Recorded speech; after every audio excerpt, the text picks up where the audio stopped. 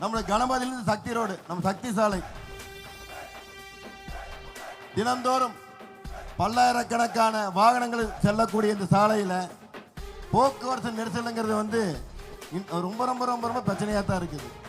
ஏன்னா நாளுக்கு நாள் பெருகக்கூடிய நமது இன்ஃப்ராஸ்ட்ரக்சர், அதாவது இந்த நம்ம சரவணம்பட்டி அந்த பகுதியில் பார்த்தீங்கன்னா ஐடி கம்பெனியும் சரி, தொழிற்சாலைகளும் சரி, கல்லூரியிலும் சரி நிறைய இருக்குது. அதனால இந்த போக்குவரத்து இடைஞ்சலுங்கிறது பார்த்தீங்கன்னா ரொம்ப ரொம்ப அதிகமாகிட்டு இருக்குது. இதற்கு நிரந்தர தீர்வு இதுவரைக்கும் எந்த ஒரு அரசாங்கமும் சிந்திக்க கூட கிடையாது.